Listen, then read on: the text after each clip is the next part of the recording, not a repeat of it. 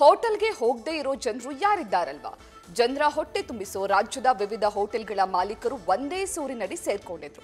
ಹೊಸ ನಾಯಕನ ನೇತೃತ್ವದಲ್ಲಿ ಹೊಸ ಕಾರ್ಯಕ್ರಮ ಆಯೋಜನೆ ಮಾಡಿ ಕೊಂಡಾಡಿದ್ರು. ಅಷ್ಟೇ ಅಲ್ಲದೆ ವೆಜ್ ಅಂಡ್ ನಾನ್ ವೆಜ್ ಅನ್ನೋ ಭೇದ ಭಾವವಿಲ್ಲದೆ ಒಂದೇ ವೇದಿಕೆಯನ್ನ ಹಂಚಿಕೊಂಡಿದ್ದು ಯಾಕೆ ಅನ್ನೋದರ ಡೀಟೇಲ್ಸ್ ಇಲ್ಲಿದೆ.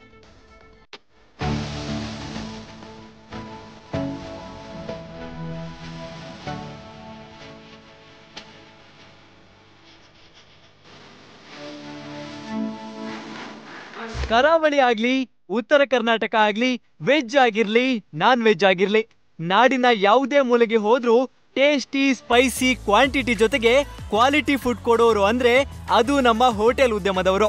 ಜನರ ಹೊಟ್ಟೆ ಹಸಿವು ನೀಗಿಸೋದ್ರಲ್ಲೇ ಬ್ಯುಸಿಯಾಗಿರ್ತಿದ್ದ ಹೋಟೆಲ್ ಉದ್ಯಮದವರು ಒಟ್ಟಿಗೆ ಸೇರೋದೇ ಅಪರೂಪ. ಹೀಗಾಗಿ ಅವರೆಲ್ಲ ಬಿಡುವು ಮಾಡಿಕೊಂಡು ರಾಜ್ಯದ ಹೋಟೆಲ್ ಸಂಘದ ಸಮ್ಮಿಲನ ಹೆಸರಲ್ಲಿ ಒಂದಾಗಿ ಸಂಭ್ರಮಿಸಿದ್ದಾರೆ. ಇದೇ ವೇಳೆ ಅನೇಕ ಸಾಧಕರಿಗೆ ಅಭಿನಂದನೆ ಸಲ್ಲಿಸಲಾಗಿದೆ.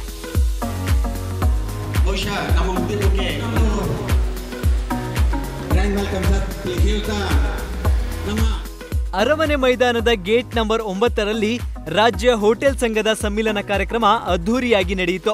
ರಾಜ್ಯದ ಎಲ್ಲ ಜಿಲ್ಲೆಯ ಹೋಟೆಲ್ ಸಂಘದವರು ಕಾರ್ಯಕ್ರಮದಲ್ಲಿ ಭಾಗಿಯಾಗಿದ್ರು. ಇದೇ ವೇಳೆ ಸಂಘದಿಂದ 2024ರಿಂದ 2026ರವರೆಗಿನ ರೋಡ್ ಮ್ಯಾಪ್ ಅನ್ನ ಬಿಡುಗಡೆ ಮಾಡಲಾಯಿತು. ಈ ಅವಧಿಯಲ್ಲಿ ಹೋಟೆಲ್ ಸಂಘದಿಂದ ಕೈಗೊಳ್ಳುವ ಕಾರ್ಯಕ್ರಮಗಳ ಬಗ್ಗೆ, ಸಮಾವೇಶದ ರೂಪುರೇಷೆಗಳ ಬಗ್ಗೆ ಮಾರ್ಗಸೂಚಿ ಬಿಡುಗಡೆ ಮಾಡಲಾಯಿತು. ರಾಜ್ಯ ಹೋಟೆಲ್ ಸಂಘದ ಸಮ್ಮಿಲನ ಕಾರ್ಯಕ್ರಮವನ್ನ ಕೈಗಾರಿಕಾ ಸಚಿವ ಎಂಬಿ ಪಾಟೀಲ್ ಉದ್ಘಾಟಿಸಿದ್ರು. ಇವರಿಗೆ ಆರೋಗ್ಯ ಸಚಿವ ದಿನೇಶ್ ಗುಂಡೂರಾವ್, ಸಾರಿಗೆ ಸಚಿವ ರಾಮಲಿಂಗಾರೆಡ್ಡಿ ಸಾಥ್ ಕೊಟ್ರು.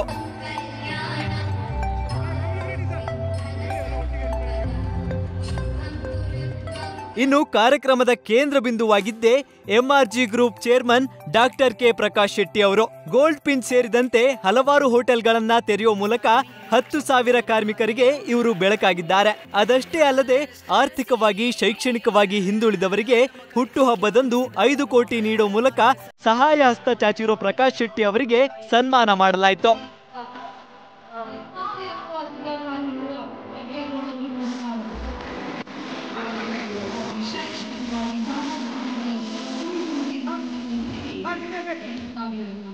ಕರ್ನಾಟಕದ ಕ್ಯಾಬಿನೆಟ್ 3 ಸಚಿವರನ್ನು ಕರೆದು ಈ ಪೂರ್ವಭಾವಿ ಸಭೆಯನ್ನು ಮಾಡಿ ನಾವು ಮುಂದಿನ ದಿನದಲ್ಲಿ ಇದನ್ನು ಯಾವ ರೀತಿ ಒಂದು ಸಮಾವೇಶ ಮಾಡಬೇಕು, ಈ ಹೋಟೆಲ್ ಮಾಲಕರ ಒಂದು ಶಕ್ತಿ ಏನು, ಅವರ ಸಂಘಟನೆ ಏನು ಅಂತ ಈ ಜನಕ್ಕೆ, ಈ ನಾಡಿನ ಜನಕ್ಕೆ ಮತ್ತು ಈ ದೇಶದ ಜನಕ್ಕೆ ಒಂದು ಗುರುತಿಸಿಕೊಡುವಲ್ಲಿ ನಮ್ಮ ಪಾತ್ರ ಏನು ಅಂತೇಳಿ ಮಾಡುವ ಒಂದು ಉದ್ದೇಶವನ್ನು ಇಟ್ಕೊಂಡು ಈ ಸಮಾವೇಶ ಇವತ್ತು ಪೂರ್ವಭಾವಿ ಸಭೆಯನ್ನು ಮಾಡ್ತಾ ಇದ್ದೇವೆ.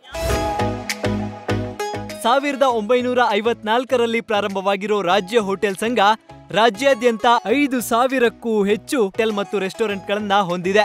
ಉದ್ಯಮದಲ್ಲಿ ಗುಣಮಟ್ಟ, ಶುಚಿತ್ವ, ಅಗತ್ಯ ಕಾನೂನುಗಳನ್ನ ಪಾಲಿಸುವಂತೆ ಎಚ್ಚರಿಸುವ ಪ್ರತಿನಿಧಿಯಾಗಿ ಕಾರ್ಯನಿರ್ವಹಿಸುತ್ತಿದೆ. ರಾಜ್ಯಾದ್ಯಂತ ಇರುವ ಹೋಟೆಲ್, ರೆಸ್ಟೋರೆಂಟ್ಗಳಿಂದ ರಾಜ್ಯದ ಬೊಕ್ಕಸಕ್ಕೆ ಆದಾಯ ಕೂಡ ಗಣನೀಯವಾಗಿ ಏರಿಕೆಯಾಗುತ್ತಿದೆ. ಹೀಗಿದ್ದರೂ ಉದ್ಯಮದ ಬೆಳವಣಿಗೆಗೆ ಹಲವು ಅಡೆತಡೆಗಳು ಇವೆ. ಈ ಬಗ್ಗೆ ಸರ್ಕಾರ ಕೂಡಲೇ ಗಮನ ಹರಿಸಿ ಸಹಕರಿಸಬೇಕು ಅಂತ ರಾಜ್ಯಾಧ್ಯಕ್ಷ ಜಿಕೆ ಶೆಟ್ಟಿ ಸಚಿವರ ಬಳಿ ಮನವಿ ಮಾಡಿಕೊಂಡ್ರು.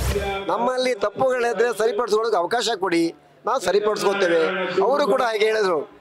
ಆರೋಗ್ಯಕರವಾದ ವಾತಾವರಣದಲ್ಲಿ ಆರೋಗ್ಯಕರವಾದಂಥ ಊಟೋಪಚಾರ ಕೊಡುವಂಥ ಜವಾಬ್ದಾರಿ ನಿಮಗೂ ನಮಗೂ ಇದೆ. ನಾವು ತಪಾಸಣೆ ಅಂದ್ಕೊಳ್ಳಿ, ಏನು ಹೆದರಬೇಡಿ. ನಮ್ಮ ಅಧಿಕಾರಿಗಳಿಂದ ಯಾವುದೇ ಒಂದು ರೀತಿ ನಿಮಗೆ ತೊಂದರೆ ಆಗೋದಿಲ್ಲ. ಹಾಗಾದರೆ ನಾನು ಇದ್ದೇನೆ ಅಂತ ಆಶ್ವಾಸನೆ ಕೊಟ್ಟಿದ್ದಾರೆ. ಈ ಸಮ್ಮೇಳನ ನಡೆಸಿದ್ದಕ್ಕೂ ಸಚಿವರು ಬಂದಿದ್ದಕ್ಕೂ ಸಾರ್ಥಕವಾಯಿತು.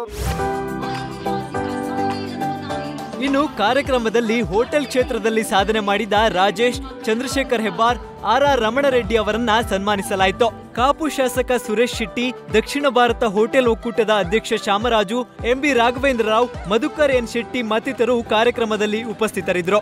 ಒಟ್ಟಾರೆ ಸಮ್ಮಿಲನ ಕಾರ್ಯಕ್ರಮ ಮೂಲಕ ರಾಜ್ಯದ ವಿವಿಧ ಭಾಗಗಳ ಹೋಟೆಲ್ ಮಾಲೀಕರು ಒಂದೆಡೆ ಸೇರಿ ಸಂಭ್ರಮಿಸಿದ್ದು ವಿಶೇಷವಾಗಿತ್ತು.